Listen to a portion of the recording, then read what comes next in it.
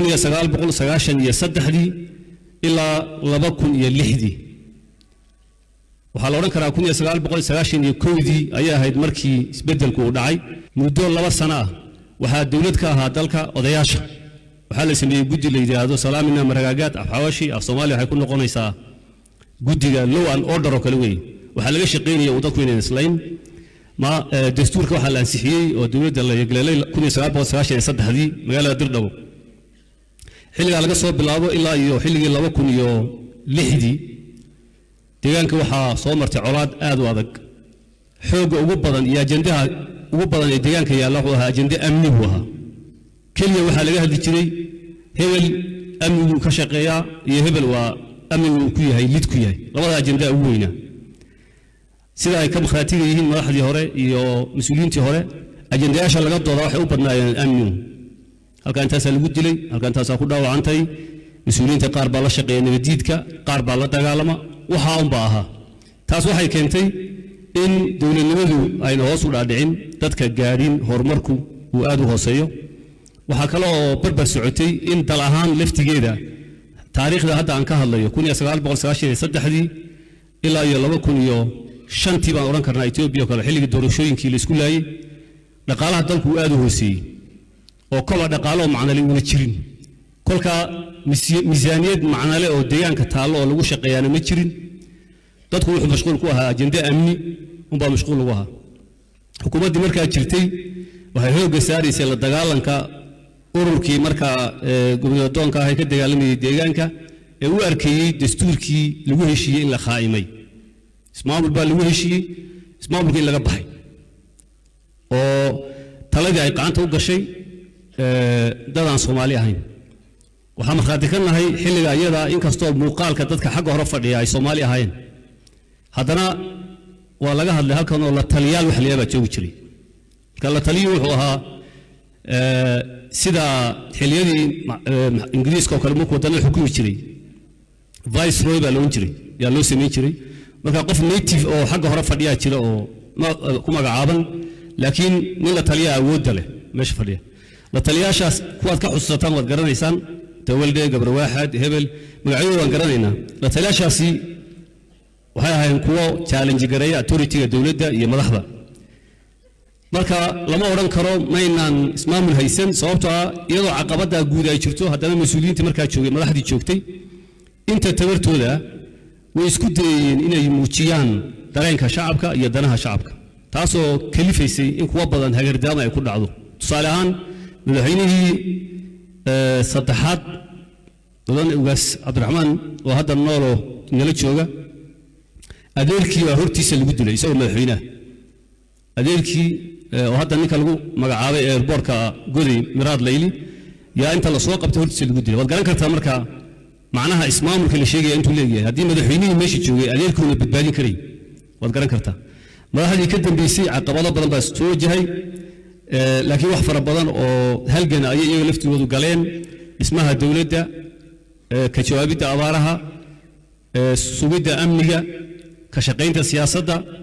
يلو عقبالها سيشيران مروربا وشقين يولي سيدا من نواد لفت كده هسه عقبالها هيستي وما يسامحين وحفر بدن ويقبلها إني قبطان وهكذا ده رئيسين الأشياء اسكدر يسكو قرع شورته يا كلاهين يجوا الصومالي وضع إلا كلاهيو تاسو أدوكتين إن أفريقيا طبعا أورر أو مجا قبيل كسل سنة 20 حين جالس مركا وحنا أوران كرنا حين هوتي بدو كيسو واحد بدل نقول لمن أو واحد بدل ولا قبل كريه lost opportunity ما أورانينا وحلا ما قبل لما أوران كرو لكن lost opportunity يو هذا أوران كرا دجال كلولتش أورادي مركا دجالمي يقولون دون كها وحوج ساري لا دجالن كلولش قريها وتا حين جا إلا لا دجالمو طور كدت كتشوجا ولا لايو physical elimination إلا هو سميه مركانيك قرية وتا هذه قرية كوتا عن ضمينه aspiration كي أما هملادي هالجن وانتلينا أركتها يا الجنود دجالمي لكن لو كن يلحدي لقب الله وهاي الحل جدود إثيوبيا سوماليا قشي يا شباب صوب حدونته ولقات استراتيجية كدوانتيه هورد دلهان وحلا دجالمي ما هاي نوكلية ولاش دورك أو بحي قريها قاتي وحصاب بيرتي in physical elimination kii lagu daray in loo dagaalamo ruuxdii halganka hagaysi markaa ruuxda halganka hagaysi waxay ahayd Soomaalinimo waxay ahayd diin waxay ahayd jinsi waxay ahayd dhul waxa in dadku ay ku hamiyaan oo ay waxay ahayd awood siyaasadeed inay helaan intii ka horeysay markaa saan sheegay dhalinyarta suuq doorka gashay iyo madaxdooda in la waarsado ayaa xoog la saarayay laakiin markan aspirationka laftigiisii la dagaalamo inaan la hawoonba inaan Soomaalinimadii muxuu ahaa loo hawoon inaan diintii loo hawoon inaan wixii kale awood ahaa noocaas ah loo hawoono banaanka laga istaago oo ururdo yiraahdo qabiil baa isku ururiyay hadii dooni laakiin urur iyo oday awood laba inuu jirin yaa laga shaqeeyay taasoo keentay xilli adag 2007 ilaa iyo 2018 waan oran karnaa ha u sii darnaato 2010 ilaa 2018 xukuumadda naga horeysay ay jirto laakiin asaaska fikirku wuxuu bilowday 2006 baan oran karnaa waxaynaashii hore sidii la sheegay muddo kooban bay joogeen hal termka loo doortay qof dhamaysanay ugu yaraa marka qofku wuxuu ku jiray caqabad gudaha haysata dadkuna waxay la qabatimeen siyaasad aan fadhiin oo habeen iyo maalin buuq ka taagan yahay waxaan marka oran karnaa xilligaas waxyaalaha lagu dagaalamay aspirationka dadka ama himilooyinka dadka waxa kamid ahaa in la dagaalamo dhaqankii institutionska dhaqanka in la dagaalamo family values ki qoyski in waxa la wixii dadku jeclaayeen hadii diinta hay hadii Soomaalinimada laga dagaalamo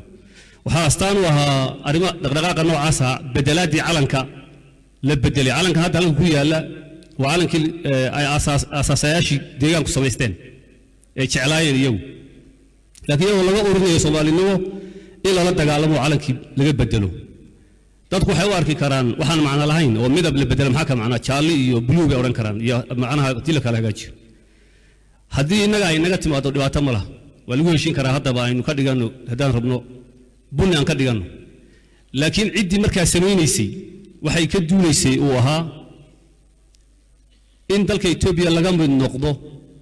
oo la iska dhaadhiciyo Itoobiyaanimaana la yiraahdo inay ku salaasnaato in laga cararo waxa tahay marka bilow bay ahayd kuma dhamaatin halka waxa xigtay dhaqankii la dagaalamo barnalaayo xabsiyada ku dhintaan bar cararaan bar isdhiibaan naftooda si ay u badbaadiyaan